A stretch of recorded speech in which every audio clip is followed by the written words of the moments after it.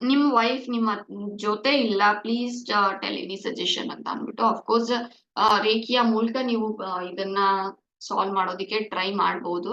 But ಅಲ್ಲಿ ಕರ್ಮಗಳು ಏನಿದೆ ಅನ್ನೋದನ್ನ ನಾವು ಇನ್ ಡೆಪ್ತ್ ನೋಡ್ಬೇಕಾಗತ್ತೆ. ಟೈಮ್ಸ್ ನಮ್ಮ ಜೊತೆ ಇರೋರು ನಮ್ಗೆ ಶತ್ರುಗಳು ಆಗಿರ್ತಾರೆ, ನಮ್ಮ ಮಿತ್ರರು ಕೂಡ ಆಗಿರ್ತಾರೆ. ಅಂಡ್ ಒನ್ಸ್ ಅಗೇನ್ ಅದು ಈ ಲೈಫ್ ಅಲ್ಲಲ್ಲ.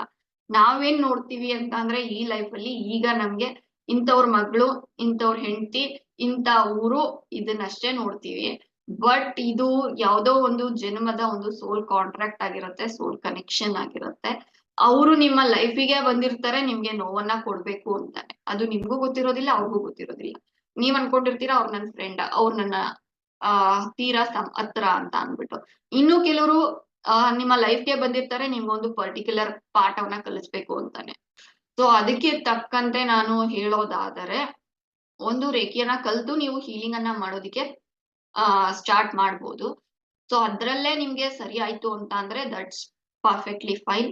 ಇಲ್ಲ ಅಂತ ಅಂದ್ರೆ ಇನ್ ಡೆಪ್ತ್ ನೀವು ಹೋಗ್ಬೇಕು ಅಂತ ಅಂದ್ರೆ ಅದಕ್ಕೆ ಬೆಟರ್ ಅಂತ ಅಂದ್ರೆ ಎಸ್ ಅಫ್ಕೋರ್ಸ್ ಒಂದ್ ಸೆಕೆಂಡ್ ಟ್ಯಾರೋಟ್.